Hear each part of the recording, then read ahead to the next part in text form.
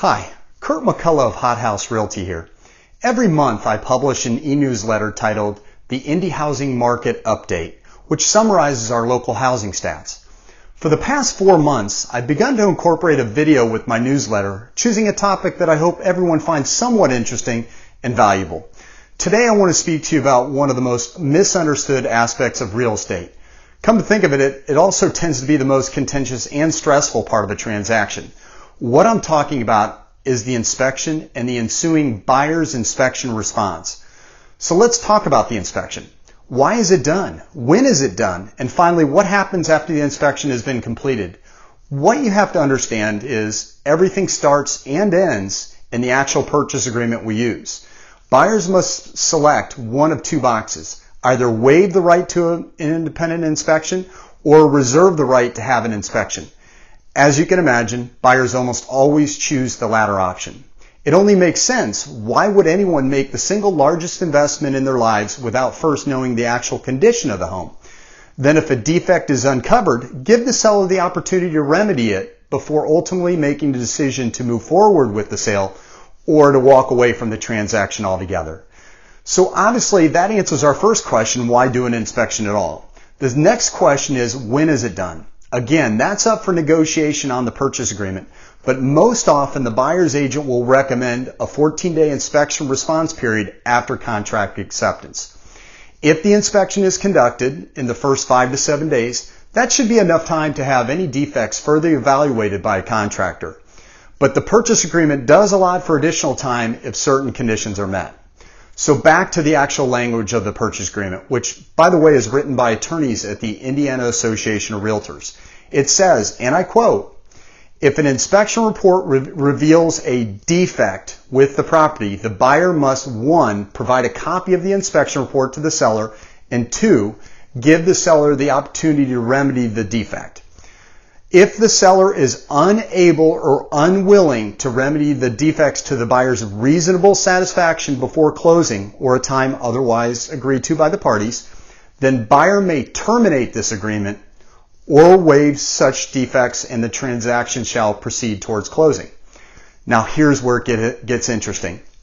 The purchase agreement then states, quote, "Under Indiana law, defect means a condition that would have a significant adverse effect on the value of the property that would significantly impair the health or safety of future occupants of the property, or that if not repaired, removed, or replaced, would significantly shorten or adversely affect the expected normal life of the premises."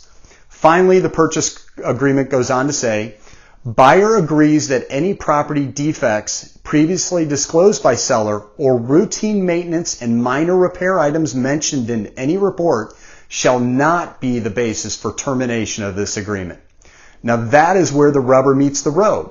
The job of the inspector is to point out everything wrong with the home, whether it be a defect such as a shoddy roof, cracks in the foundation, or the presence of mold, or the most minute items such as a missing light bulb or a closet door that doesn't quite close because the carpet pad is just a little too thick.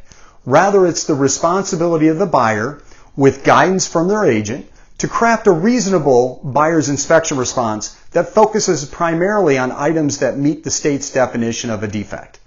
But like everything else, we oftentimes see buyers take advantage of the moment and address items that should probably stay off of the written response. In the end, though, the inspection response represents a new second round of negotiations. Many times, the initial buyer's inspection is accepted outright, but it's not uncommon to see 1 or 2 counteroffers. But in the rare occasion a buyer and seller cannot reach an agreement on the list of items to repair, then we're at a standstill until either the closing date has lapsed and the contract has been nullified, or the parties agree to a mutual release. But that mutual release has to outline who gets to keep the earnest money, or at least some kind of split. Unless that happens, there are additional mechanisms in place to determine who has the right to that money, with the small claims court as the final arbiter. But that's a whole nother topic for a different day. What I really want to convey today is that there are rules in place set up in the language of the purchase agreement, but as buyers and sellers and agents, we work a lot in the gray areas where nothing is cut and dry. Every property is unique with its own set of issues. Not to mention different personalities, principles, and emotions from every buyer, seller, and yes, even the agents. But together, as a team, we work out our issues and come to an agreement. In my experience, those differences almost always get resolved and we close on time. But without a question, there are times that we all doubt whether or not that's truly going to happen. That's why you need a capable, experienced agent to help you get through the difficult phases of each transaction. Having said that, if you're in the market to buy or sell a home, please reach out to me. I'd love to talk to you about it. My phone number is 317-201-7676. I hope you've enjoyed this month's video. If there are any topics you would like me to address in the future, please call, text, or email me. I'd love to hear from you, and I'd love to hear your ideas. Once again, thanks again for your support and your referrals. Have a great day.